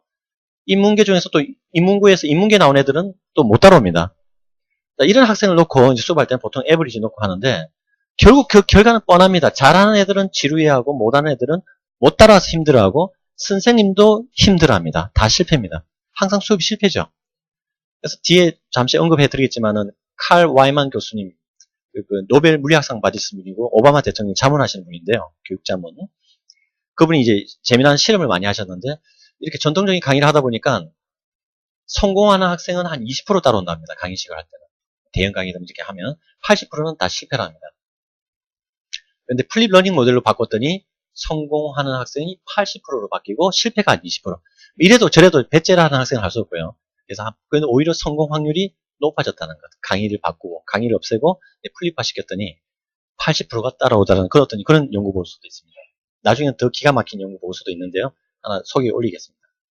따라서 어떤 작업을 했냐면은 이런 작업을 했습니다. 수학 같은 경우에도 그래서 1차 방정식이 다음 수업 시간에 진도가 1차 방정식이다. 적어도 1차 방정식을 배우기 위해서는 구구단을 알고 있어야 되는데 구구단 알고 있는 학생도 있고 모르는 학생도 있을 것이다. 따라서 미리 LMS에 탑재합니다. 다음 수업 시간은 1차 방정식을 한다. 적어도 구구단은 외우고 와라. 알고 와라. 아는 학생들은 그냥 스킵할 수도 있고 하면 될 것이고 모르는 학생들은 구구단을 익혀옵니다. 자, 똑같은 선상에서 수업이 진행되고요. 실패할 확률도 천지하게 떨어지겠죠.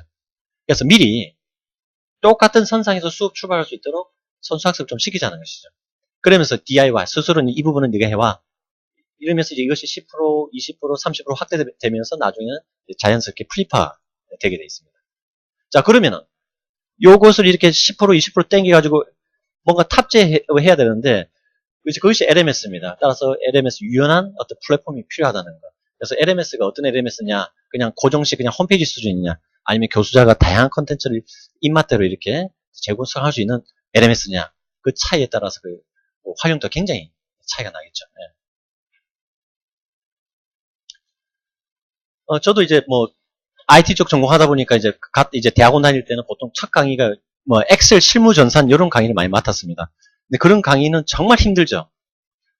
엑셀 자체가 힘든 것이 아니고 학생들의 수준이 천차만별이니까 힘들어했습니다. 그래서 정말 실제로 수업을 이렇게 몇 년간 진행하다 보면은 앞에 학생들은 몇 학생들은 저보다 더 잘합니다. 막 굉장히 날아가요. 그래서 어떻게 하니 했더니 아르바이트 좀 했어요 하면서 이제 경험도 많고요.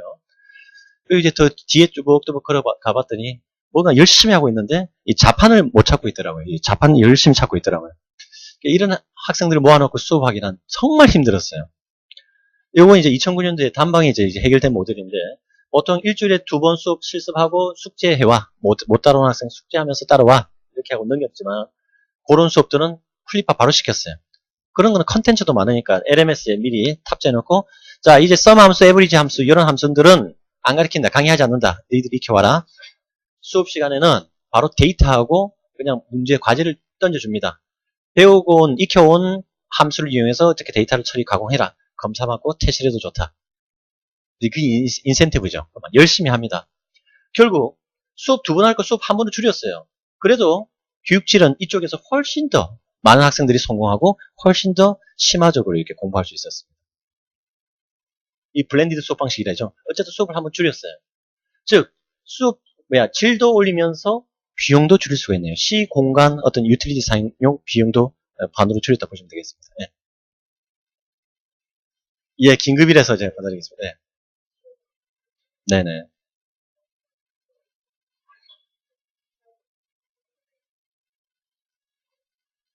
예, 예, 그것도 제가 말씀드릴게요.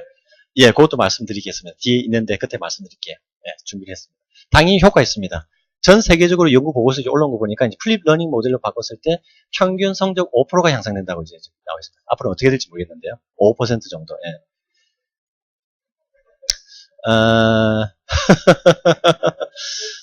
자, 보십시오. 어떤 차이가 있냐면요. 평균입니다.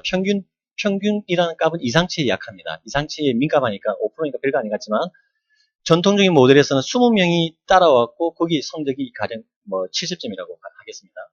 플립 러닝 모델에는 20명이 아니라 80명이 따라왔고 평균 성적이 아까 70이었으면 75점입니다. 그 차이는 엄청난 차이입니다.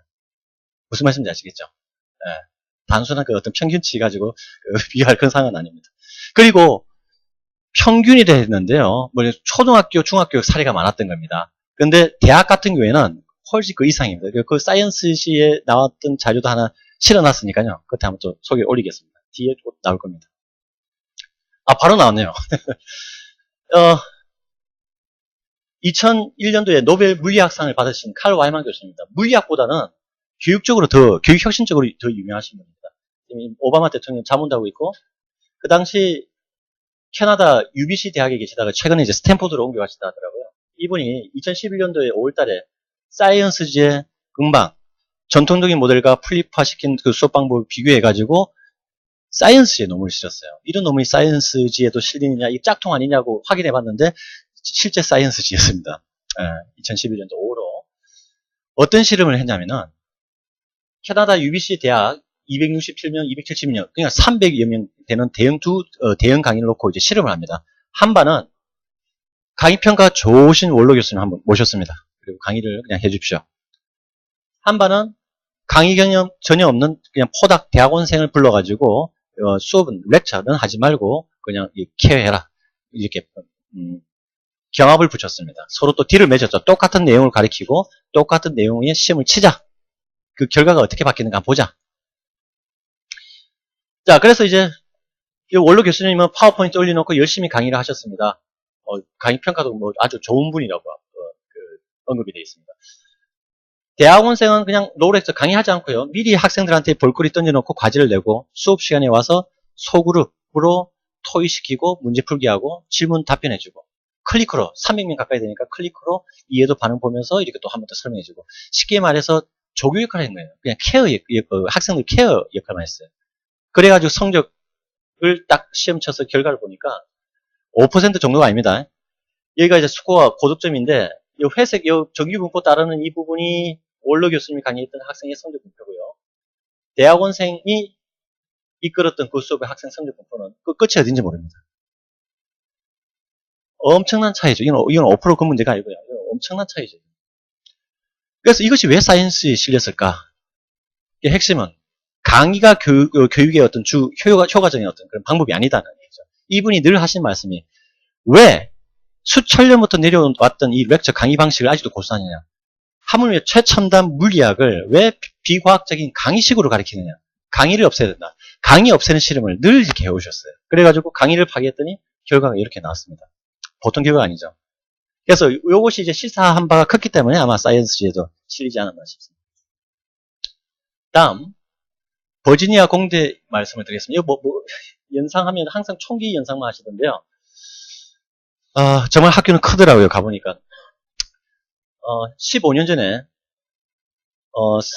선형 대수학이라는 과목을 그냥 교양 과목으로 한 학기 2,000명을 이렇게 가르쳐야 되는 그런 상황이었다 합니다. 근데 교수님과 강사, TL을 이렇게 투입해가지고 30분바로 나눠서 수업을 진행했는데, 운 좋은 학생은 교수님 밑에서 잘 배우겠지만, 운 나쁜 학생은 굉장히 제대로 못 배울 거예요. 그죠? 클레임도 많이 발생하겠죠. 따라서 어떤 노력을 했냐면, 아예 그냥 수업을 없애버렸어요. 없애버리고, 그냥 공부 장소 공간을 만들어 놓고, 자습실을 만들어 놓고 24시간 개방합니다. 제가 사진을 직접 보여드리겠습니다. 인증샷. 즉, 엠포리엄에서 이게 시장이죠, 시장. 시장, 마켓 시장인데, 학습 시장이구나, 이런 연상하고 갔었는데, 그게 아니고, 실제로, 버지니아 텍 앞에 큰 상가가 있는데, 상가를 샀다더라고요. 상가입니다, 그냥, 상가. 상가 안에서 가장 큰 공간을 확보해가지고, 매스 엠포리엄, 이렇게 이름을 지어놨더라고요. 끝이 안 보여요.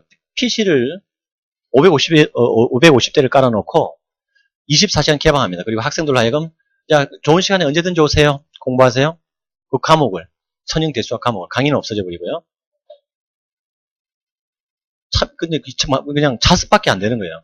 그리고 홈페이지를 보니까, 그 교재를 보자니까 그냥 홈페이지예요. 홈페이지에 선형 대수학 내용이 있고, 문제가 나오고, 답을 넣으니까 맞다 틀리다. 간단한 피드백 나오고. 우리 이러니 컨텐츠하고 비교도 안 되는 허접한 그냥 교재였어요. 디지털 교재. 홈페이지. 그리고 학생들이 와서 이제 공부를 합니다. 근데 처음에 실망했죠. 이걸 가지고 무슨 혁신이라 하나 했는데, 비밀은 여기 있었어요. 여기 보면 빨간 컵들이 보이죠?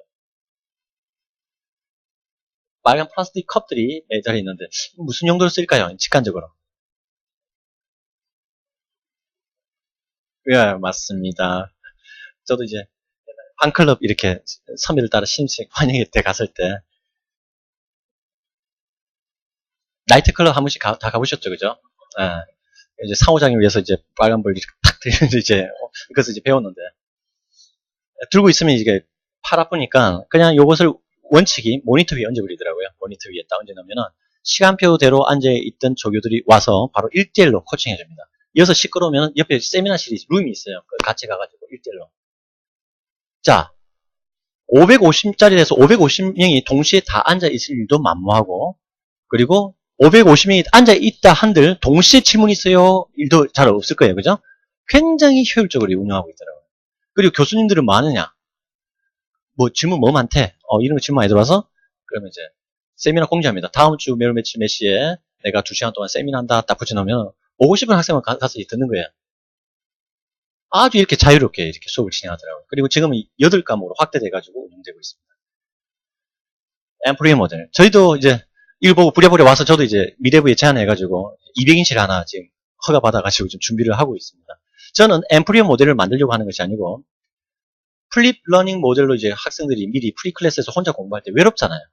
그럼 이제 여기 와서 공부하라 이거죠. 24년 개방해서 와서 공부하고 동료들하고도 협의도 하고 저는 이제 IT 강국의 면모를 보여드릴 겁니다. 미국 버지니아 텍은 빨간 컵을 올렸지만 저는 빨간색 버튼을 누르면은 수학 쪽에 띄우고요. 파란색 버튼 누르면은 물리 쪽에 띄우고 이렇게 이제 요청을 해놨습니다. 어떻게 만들어줄지는 모르겠는데 어쨌든 뭐 이런 모습을 하는데 저희는 건물이 완공되려면 한 2년 남았습니다.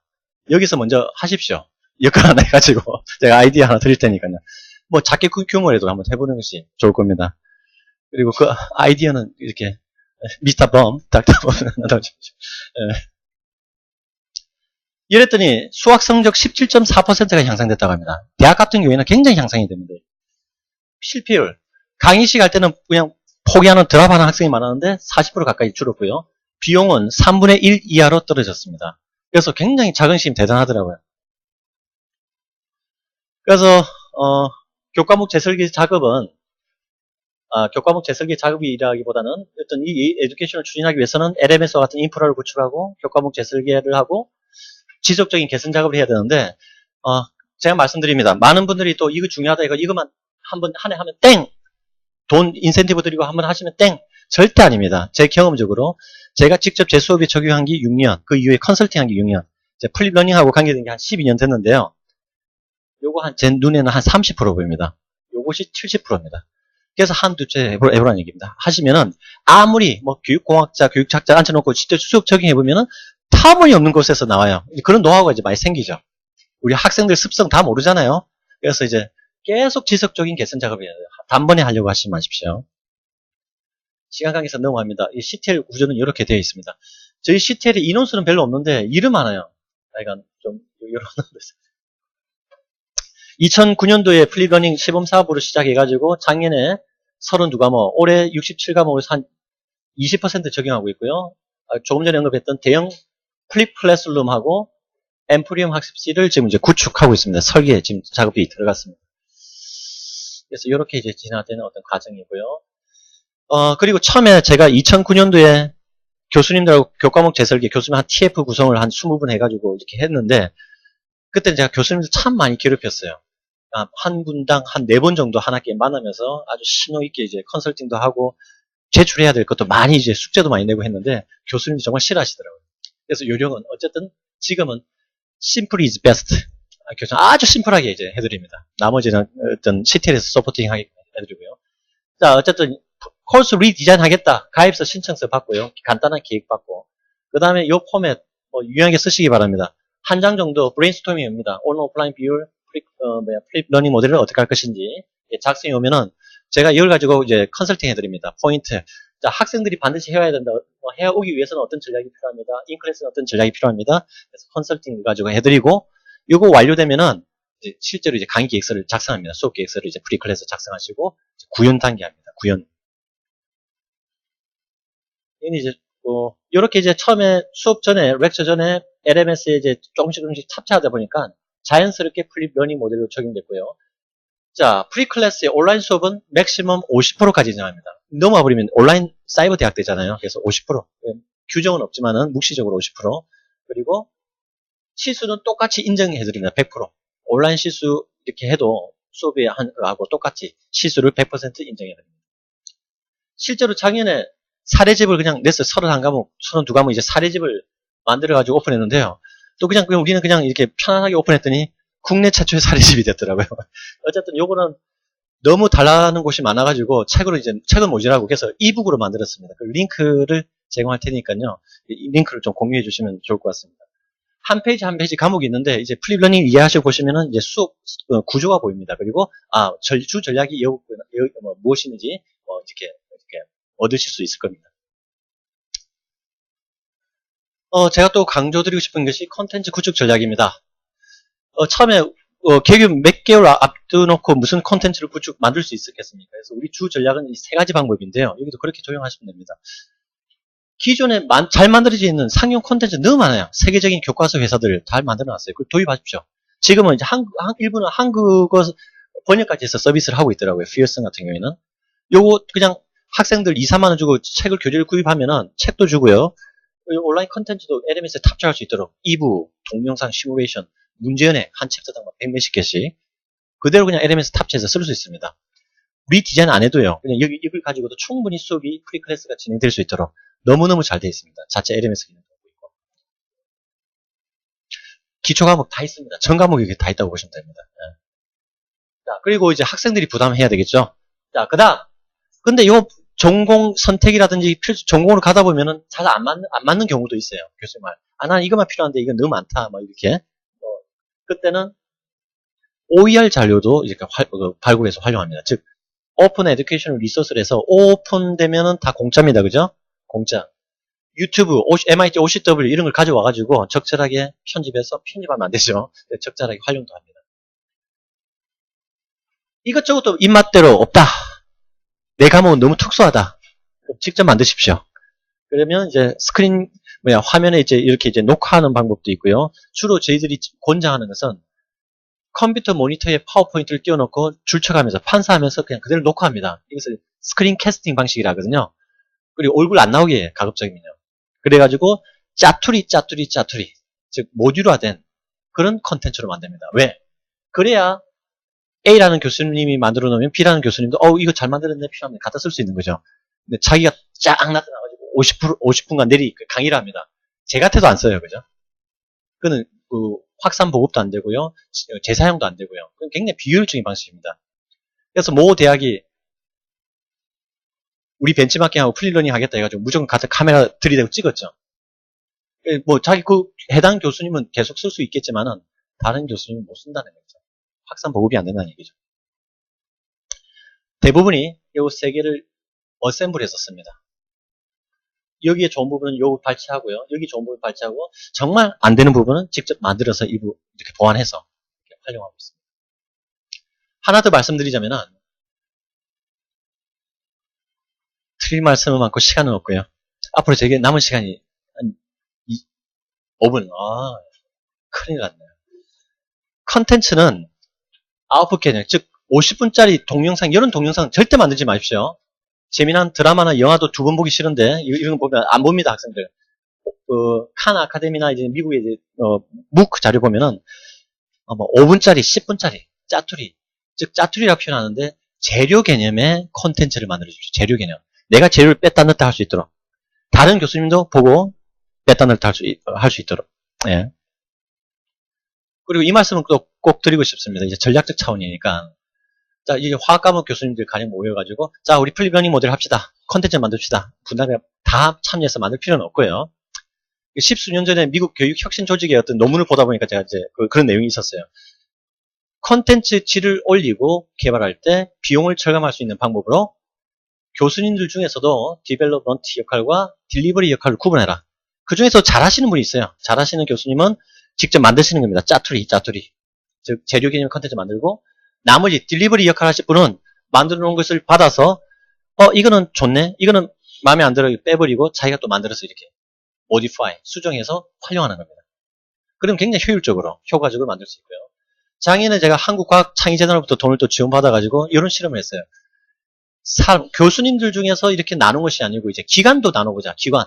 즉 우리가 만든 화학 과목 콘텐츠를 LMS에 탑재해 놔놓고 포스텍하고 조인해가 포스텍 학생도 들어와서 들어라. 프리클래스. 그리고 시간 관계없이 우리는 듣는 거예요.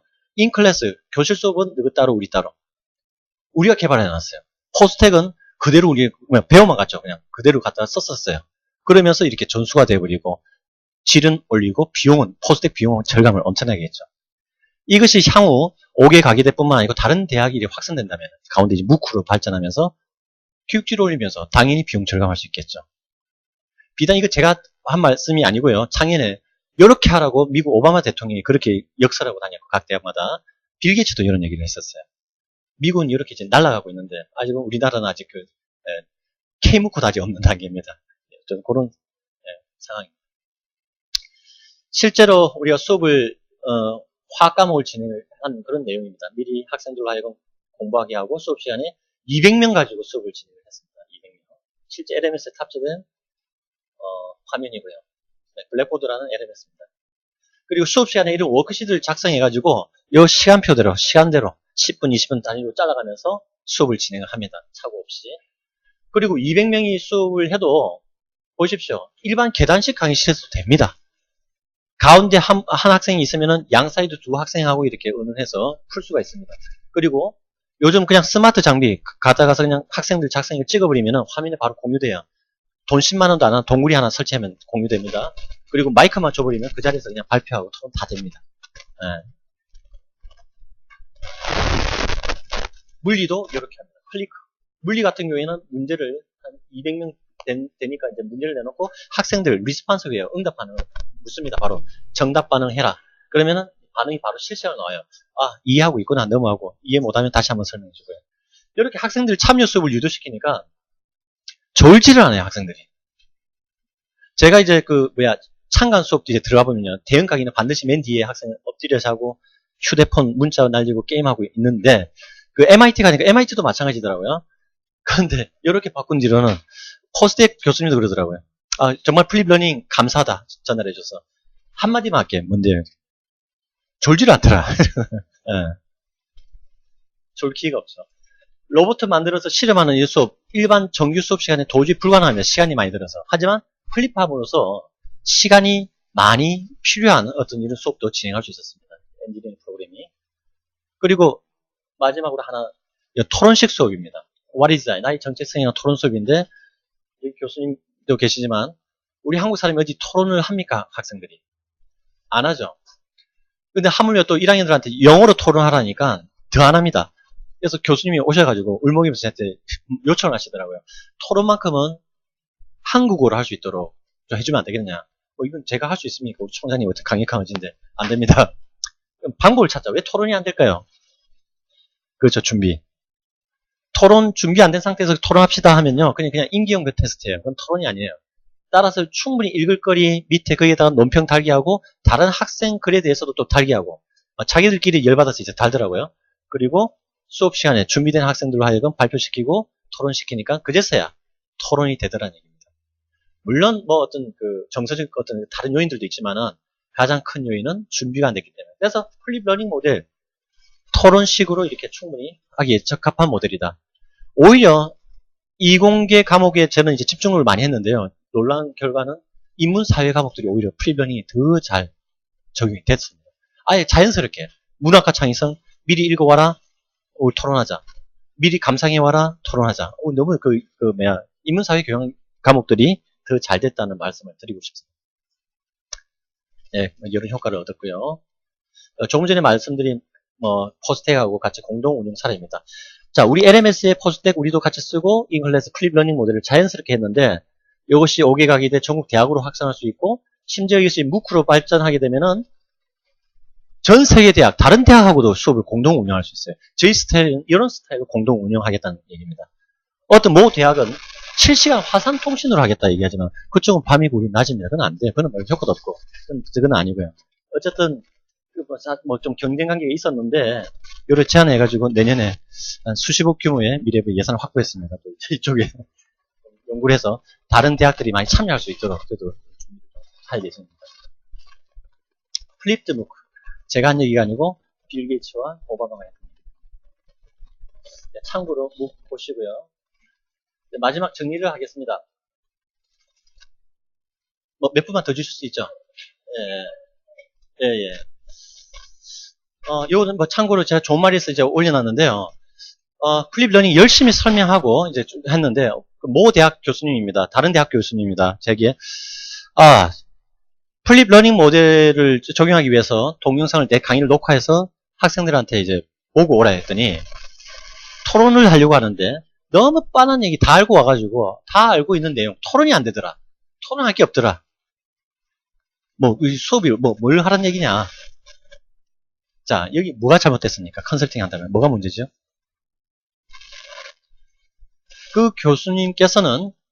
그분께서는 내가 지식을 그냥 전달만 하면 끝이다. 획득이면 끝이다. 그렇게 생각하신 거죠. 많은 분들이 실제로 그렇게 오해하고 계십니다.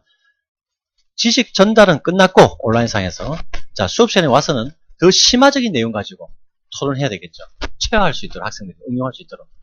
즉, 옛날에는 교수님 레벨 역할이 티칭, 내가 알고 있는 지식을 그냥 전달하는 수준인데 그게 아니라 지금은 교실 수업에서 더 심화적인 응용 문제를, 더 고차원적인 내용을 이제 교수님이 이제 다루셔야 된다. 네, 그 부분이 이제 잘못 생각하신 거고요. 또 우리 학교 한 교수님께서, 젊은 교수님인데 찾아오셨어요. 강의 평가도 아주 좋으신 분인데, 이제 플립 러닝 모델 하기로 했는데 못하겠습니다. 그래서 갑자기 또 왜 못하시냐고.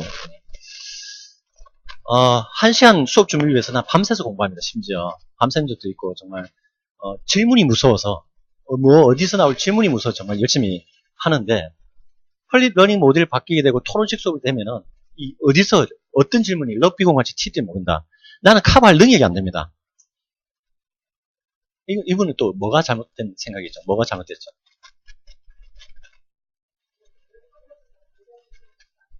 그렇죠. 네이버 지식 검색하면 더 많이 알고 있을 거예요. 그죠? 그래서 또 1시간 동안 이 설명 드리기는 힘들어서 그냥 한마디 했었어요. 그러니까 이 말씀 듣고 캐디를 부르면서 돌아가시더라고요. 그냥 바로 교수님 박찬호 투수 아세요? 그러니까 예, 잘 알죠. 박찬호 투수 코치가 박찬호보다 잘 던져서 코치합니까? 그러니까 티칭 하지 말고 코칭 하시라. 선배 입장에서 얼마든지 가능하잖아요. 그거 한번 다시 살펴봐. 올라갔네? 좀 내려봐. 얼마든지 코칭을 할 수 있잖아요. 그죠? 역할을 코치, 촉진자 역할로 바꿔야 된다는 거. 마지막으로 제 사례를 하나 말씀드리고 마치겠습니다. 신앙 고백하듯이 해야 되는데요. 사실 물론 저도 제가 부산의 모 대학의 멀티미디어 공학과에 제 제자들 정말 애착이 있었지만, 물론 내 새끼라 생각하고 했지만은 제 편을 위해서 좀 시도를 했습니다. 2003년도에.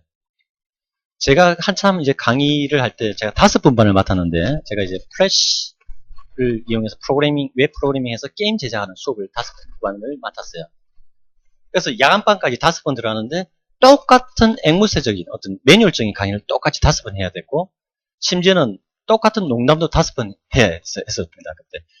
굉장히 좀 뭐랄까 좀 회의감도 느꼈고요. 내가 뭐 하지? 이런 생각도 많이 하고 있었는데, 우연찮게 이제 캠타시아라는 이제 원격 교육 콘텐츠를 만들 일이 있어가지고 교육청 요구가 있어서 만들면서 제가, 이거다! 내 이 강의에서 벗어나게 해줄 수 있는 것이 이거다 해가지고, 밤새 가면서 이제 강의를 녹화를 했습니다. 스크린 캐스팅을 하면서 녹음하고 엔진하면 다시 하고, 정말 힘들게 만들어서 그 당시 LMS도 없었죠. 그냥 제가 개인 홈페이지에다가 올려놓고 이제 수업 시간에 왔습니다. 2003년도 첫 해였습니다. 여러분, 앞으로 내가 이제 그런 어떤 매뉴얼적인 강의는 하지 않겠습니다. 미리 내 동영상 강의를 듣고 오라. 그리고 이해 안 되면 2번, 3번 들어라. 참고적으로. 그리고 수업 시간에 와서는 바로 과제를, 실습 과제가 나오고 과제를 수행하겠습니다. 물론 수업은 3시간이었지만 과제를 완성한 학생은 1시간 돼도 퇴실해도 좋다. 그런 인센티브도 줬죠. 그러니까 다 의기투합해가지고 말은 잘하더라고요. 다음 이제 수업 시간 딱 들어와서 수업을 하는데 분위기가 이상해요. 그래서 역시나 공대생이니까 저도 말투는 그렇게 했어요. 내가 안 때릴 테니까 안 보고 있는 학생 한번 손 한번 때려봐. 그랬더니 3분의 2가 들더라고요. 플립 러닝 모델 반드시 공부해 와야 됩니다. 전제. 근데 공부해 올 내용을 교수님께서 똑같이 다시 설명하면 제가 때도 안 보고 옵니다. 그죠? 그러니까 반드시 보고 와야 되는 그런 어떤 전략이 필요합니다. 여러 가지 LMS가 책임져 해주고요. 퀴즈도 치고 다양한 방법이 있는데 그때는 뭐 LMS가 있었습니까? 뭐가 있었습니까? 아무것도 없죠. 그래서 포기할 뻔하다가 퍼뜩 뜨니 무조건 이어폰, 헤드셋 뭐 이런 것들 헤드셋을 빌려오라 했습니다. 가져오라 해가지고 안 듣고 온 학생들은 수업 시간에 듣게 했습니다. 이걸 존 버그만 선생은 인플립이라고 용어를 썼던데 수업 시간에 듣게 했었어요. 그리고 듣고 온 학생을 대상으로 과제 수행하면서 코칭했죠. 그리고 마치면 바로 보내버렸습니다. 그러니까 다른 학생들이 이제 열받죠. 빨리 하고 하는데 자기 이제 듣고 또 이제 하려니까. 그러니까 한 주, 2주, 3주 지나가니까 이제 거의 자연스럽게 다 해오더라고요. 안 해온 학생들 열심히 막 들으면서 이렇게 했고요. 근데 이 말씀을 드리고자 하는 것이 아니고요. 그 결과가 대단했던 겁니다. 2002년도까지 제가 이 강의를 할 때는 사실 게임 제작이라는 이 과목이 쉬운 과목이 아닙니다. 컴퓨터 하시는 분이 있겠지만 종합예술입니다. 굉장히 어려워요. 한 학기에 게임 제작한다는 것은 힘든데 항상 게임 제작 앞부분 상하함수는 이렇게 쓰고 각도를 이렇게 바꾼다. 맛만 딱 보고는 끝났던 수업인데 이렇게 플립화 이렇게 한 뒤로는 1인당 게임을 2개를 만들었어요. 슈팅 게임, 비행기 날아다니면서 전투 게임, 그 다음에 아케이드에서 막 뛰어다니면서 도망다니는 게임.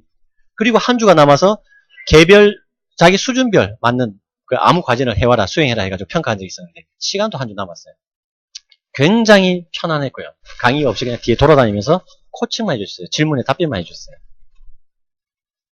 그 결과는 엄청나게, 저는 굉장히 편하게 수업을 이끌었는데 그 결과는 엄청난 차이가 났어요. 게임 하나도 못 만드는 학생들이 2개 이상을 만들었으니.